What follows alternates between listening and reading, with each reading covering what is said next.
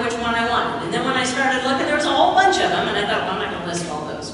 So we're going to go through just a little bit of a smattering of verses of what God has to say about dads and fathers. So from Genesis 18:19, for I have chosen him that he may command his children and his household after him to keep the way of the Lord by doing righteousness and justice, so that the Lord may bring to Abraham what he has promised him. From Exodus 20:12, honor your father and your mother, that your days may be long in the land of the Lord your God is giving you. And from Leviticus 19:3, every one of you shall revere his mother and his father, and you shall keep my Sabbaths. I am the Lord your God. From Deuteronomy 6:6-7, and these words I command you today shall be on your heart. You shall teach them diligently to your children, and you shall talk of them when you sit in your house, and when you walk by the way, and when you lie down, and when you rise. Psalms from David 103:13, as a father shows compassion to his children, so the Lord shows compassion to those who fear him. From Psalms 127:3, behold, children are a heritage from the Lord, and the fruit of the womb a reward. Solomon said in Proverbs 1:8-9, hear, my son, your father's instructions, and forsake not your mother's teachings. I'm going to read that again. Hear, my son, your father's instruction, and forsake not your mother's teaching, for they are graceful garlands for your head, and a pendant for your neck. Proverbs 3:11-12. My son, do not despise the Lord's discipline, or be weary of reproof, for the Lord reproves him who he loves, as a father the son in whom he delights. Proverbs 6:20, my son, keep your father's commandment, and forsake not his teaching. Proverbs 22:6, train up a child in the way he should go, and even when he is old, he will not depart from it.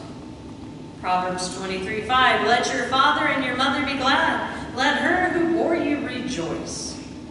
Now we're going to get into the New Testament. What did Luke have to say? Luke said, and he arose and came to his father. Now who might this be? Do you remember a certain parable, the prodigal son? This is it.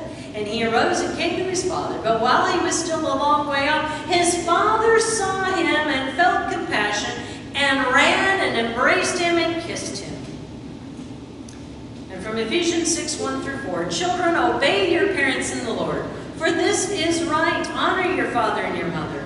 This is the first commandment with a promise, that it may go well with you, and that you may live long in the land. Fathers, do not provoke your children to anger, but bring them up in discipline and instruction in the Lord.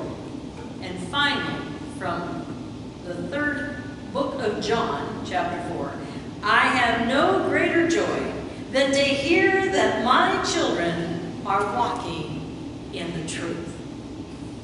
That's a good one right there. I'm going to repeat that one again.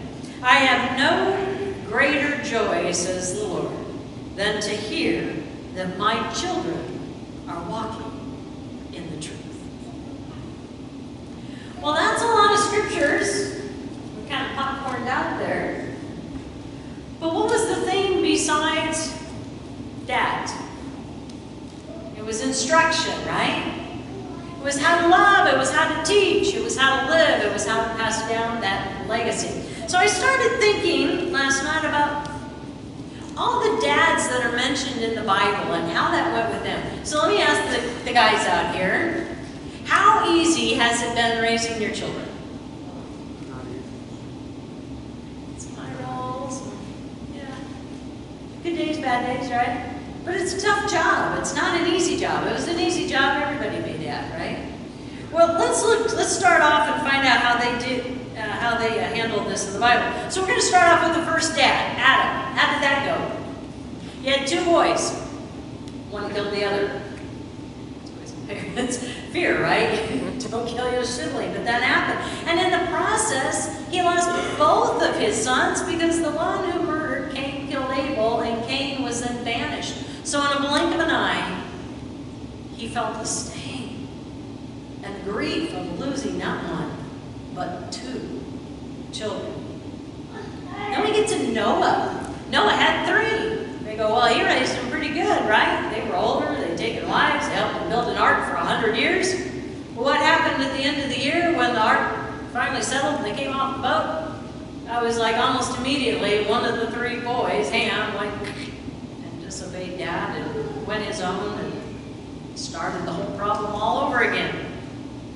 Abraham had 2 boys, Ishmael and Isaac. And what happened with Ishmael? He sent him off and he lost him as well. Even though we have been given through some of the Jewish tradition that actually Ishmael kind of stayed close to his dad, but he was not allowed to stay with the household. He and his mom Hagar had to leave. And then his son Isaac, he had 2 boys, Jacob and Esau. How did that go? Oh gosh, they were constantly lying and deceiving and fighting back and forth, and they were twins, and nothing went right. We're not faring too good so far, are we? Then we get to Jacob. He had 12 sons. So 2 wasn't bad enough. He has 12 plus a daughter. That doesn't go so well either, because a neighboring tribe wanted to marry his daughter, and he would not give them the approval. So his sons connived behind his back and made a deal, said they would give her to him, and they ended up raping her. And nothing went good from that story, let's just say that. And out of the 12 sons that he had, what did they do? They sold their own brother, Joseph, into slavery. And then told their dad that he died. He'd been killed by a wild animal. So now Jacob has lost one of his most beloved sons, Rachel. He has only Benjamin left. From them we have Joseph. Joseph had 2 boys. Now here is where it changes. Joseph's in Egypt, he has 2 boys, and they actually obey their dad, and they are brought to greatness, and they take those 2 spots in the 12 tribes of Israel. Take Dan's spot and Joseph's spot. Oh, so we have a little glimmer of hope there. Oh, and then we get Samson. Now Samson's folks tried, they tried really, really hard. The angel came and told them exactly how this was going to go down. Samson was set apart, what he could and couldn't do, had a whole list of rules. They tried everything to raise that boy the way God wanted him to. And what did Samson do? He did everything opposite. How many parents here had a child that did absolutely everything opposite? Maybe you were one of those children. What your parents said. Oh, yeah. They could so relate to Samson's folks. Nothing went right. Well, then we move down to Eli. Eli was the first Levitical priest, and he had 2 boys. And he's the priest. He tried to raise them up right in the church. And what happened to his 2 boys? Oh my gosh, they were horrid and they were corrupt. But he did not train them in the way they should go. He didn't stop them. He didn't rebuke them. Those scriptures we read said a lot about that, right? That it's actually a gift to be rebuked by your father because he wants you to do the right thing, to choose the right paths. Eli didn't. Nothing went right for his sons, and in the end, they were killed by the Philistines. And the priesthood was taken from the family. That brings us up to Saul, because Samuel then takes over, and Saul comes along. He's the first king. He has Jonathan along with others. He loves Jonathan. But even though Saul didn't get much right, Jonathan still saw the best that was in his dad all the time. He still stuck up for his dad. He even died with his dad. I want you to think about your fathers. I want you to think maybe you had a wonderful father, and maybe you had one that was not so wonderful. You know, Saul had a lot of issues. He was constantly tormented by demons, literally. It was tough to love that man. And yet, Jonathan stuck by his side to the very bitter end. That brings us to David. Now, David had a wonderful father, Jesse. But then God raises David up, and David had learned from his father. He had done it right, but he still made his own mistakes. If you remember, the story details detail with him and Bathsheba, what happens to her? She gets pregnant. And if you know the story, God was so upset that he took the life of that baby boy. And David spent that whole time before he was born praying and praying and praying that God would not punish that baby for his sin, but to no avail.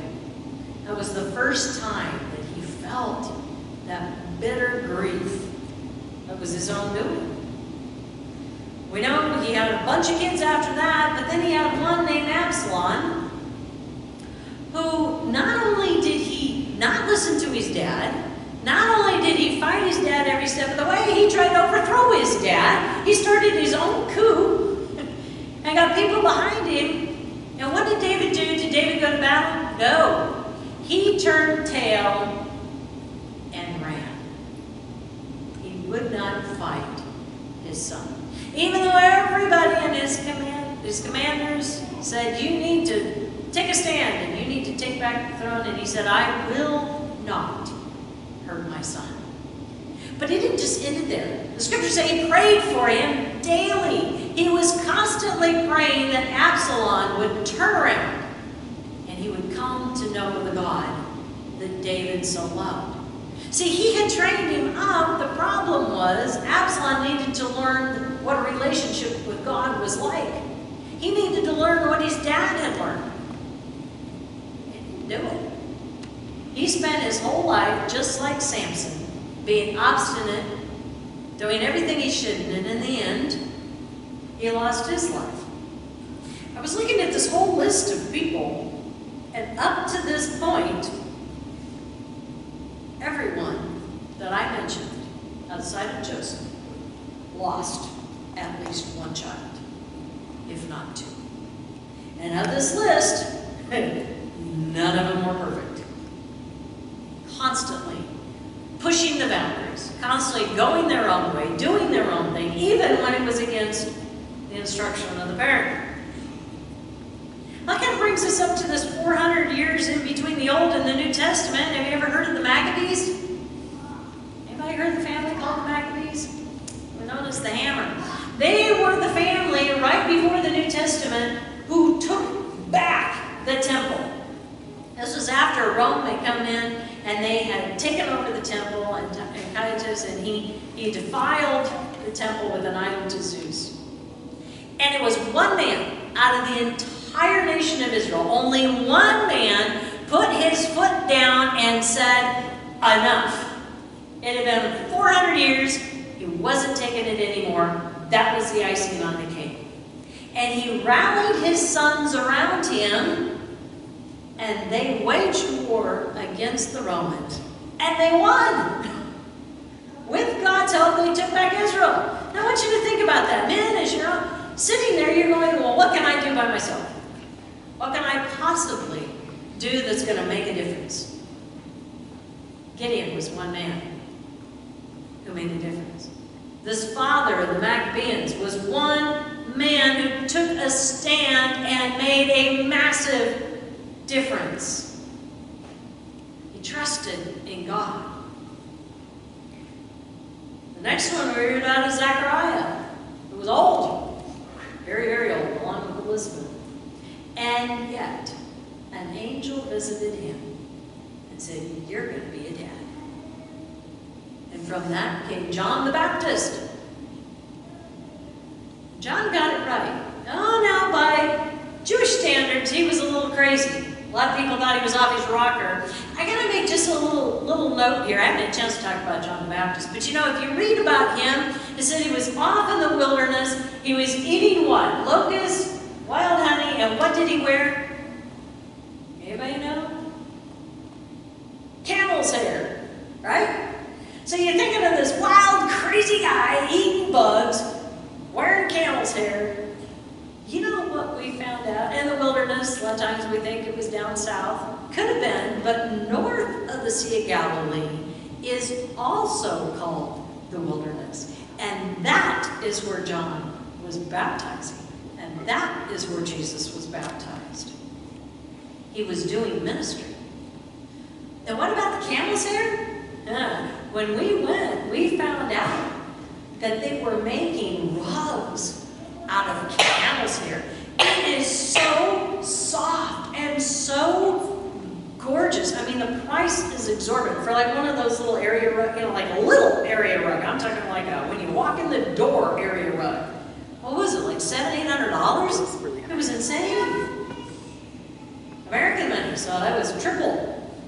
In Israeli money, or Jordan, I guess Jordan was a little more. But the camel's hair was far from what we would think. It was something that only someone of prestige would even own. That kind of gives a little different flavor, doesn't it? But then John came from 2 priestly lines. He was cut above. He was just like Samson, but here's the difference between the 2 sons. Samson did everything he can to go against his parents' teaching and his father's teaching, but John did not. He followed. He had a passion for God, and he was made to prepare the way for the arrival of Jesus. Who came to who? Joseph. Now we look at Joseph, and that's interesting because out of this whole long list of people I mentioned, Joseph was the only stepdad. You may be sitting out there going, well, where do I fit in? Because I'm just a stepdad, and not really my kids, but I love them like they're my own. Guess what? Joseph was the same time. He graciously accepted that role to be dad to Jesus, to raise him in the way that he should go, to train him up, full well knowing that he was the Son of God. And I am sure Joseph spent many days going, I am so unprepared for this. How can I do anything for the Son of God? And yet Jesus was fully divine, but he was fully man. He was a boy, just like any other boy, growing up, needing a father, needing someone to give him a hug, someone to show him the ropes, someone to teach him the family trade, someone to show him how to treat his mom. You may be saying, I never had kids. Where do I fit in all this? Well, guess what? Keep going. There's Paul. A man by the name of Paul who wrote a good chunk of the New Testament. We don't know that. I don't think he was married. Doesn't say he had any kids. But what did he do? He was a mentor. He took Barnabas, Timothy, Silvanus, and Titus all under his wing and mentored every single one of them. Became that father figure, gave them instruction, gave them an ear to listen to, and reason to live by. So see, it's really funny. We may say, oh, the Bible's so outdated, it doesn't apply to me. But you fit somewhere in that category, right? Somebody's had a father. Everybody here, right? Somebody's had a father. And if you're a man, you've been a son, probably been a sibling. If not, you've had an uncle. And if not, if you got married, you probably had nieces and nephews. Or maybe it's even the kids in the neighborhood, just like Paul, who you've taken under your wing and helped through Boy Scouts, or through youth group, or through Bible school, or through all of the wonderful organizations that we have. Maybe you're a teacher. I know we have a couple teachers here. Think of the kids that you have touched. The kids that did not get that upbringing at home, but you were able to instill values in. As I thought about that prodigal son parable that was in there, the biggest thing to take home from that parable was he was also a son who did not listen to his father's teaching, who thought he knew it best. He went his own way and he got totally messed up. Everything went wrong, and yet, when he decided to finally come home, how did his father welcome him? He didn't say, keep on walking. He didn't shut the door and lock it. It said, from afar off he saw him, and he ran to him and embraced him and welcomed him back into the family. These are the attributes of God. These are the attributes that he's instilled in all of you men. And And these are the attributes that He's called each and every one of you to pass down to your children, your children's children, and the children that live around you. We serve a loving God that no matter how far you've run, no matter how much you screwed it up, you can always come running back home.